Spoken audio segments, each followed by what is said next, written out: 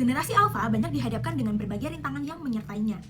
Sebagai generasi yang lahir di tengah-tengah perkembangan teknologi, rintangan yang harus mereka lalui ini sangatlah berat.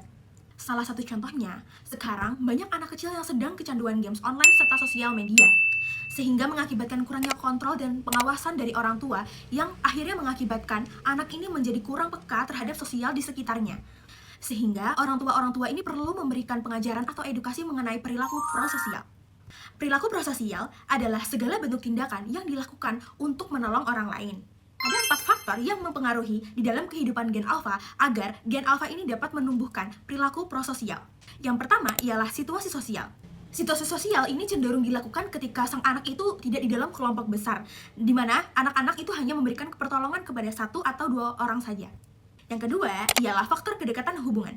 Nah, biasanya orang yang memiliki hubungan itu lebih dekat, dia akan lebih mudah memberi pertolongan kepada orang tersebut. Lalu yang ketiga ada faktor internal, di mana faktor internal mencakup mood, emosi, dan arousal. Arousal ialah dorongan atau keinginan yang muncul untuk menolong. Faktor keempat ialah latar belakang kepribadian, di mana harus ada kesadaran dari diri sendiri untuk menolong orang lain. Lalu, yang saya bahas di sini ialah bentuk-bentuk perilaku prososial, yaitu berbagi, menolong, berderma, dan bertindak jujur. Dari jurnal yang saya baca, penulis ini menggunakan metode penelitian kualitatif deskriptif.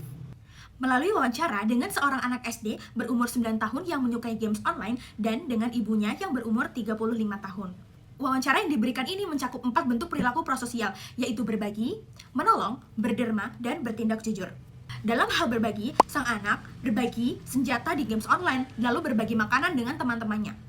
Tindakan berbagi ini itu didapatkan dari ajaran ibunya, bahwa berbagi itu bisa dimulai dari orang-orang terdekat, dan akhirnya membuat sang anak itu lebih peka dan suka berbagi, baik makanan ataupun barang di games online yang ia mainkan. Yang kedua, dalam aspek menolong, di mana sang anak itu pernah membantu temannya yang sedang kesusahan. Tindakan ini didapatkan tentunya dari ajaran ibunya yang membuat anak itu menjadi pribadi yang senang menolong meskipun di sisi pribadi sang anak mengharapkan imbalan, walaupun orang tuanya mengajarkan untuk tidak mengharapkan imbalan tersebut ya. Lalu yang ketiga, di dalam hal berderma. Sang anak itu berderma mulai di TPQ, lalu dia memberi uang pengemis dan pengamen di jalan. Tindakan berderma ini didapatkan dari ajaran ibunya untuk berderma berdasarkan ajaran agama yang ia anut. Lalu yang terakhir di dalam bertindak jujur. Nah, sang ibu sangat menekankan pentingnya kejujuran kepada sang anak, di mana sang anak selalu berkata jujur walaupun sang anak melakukan kesalahan.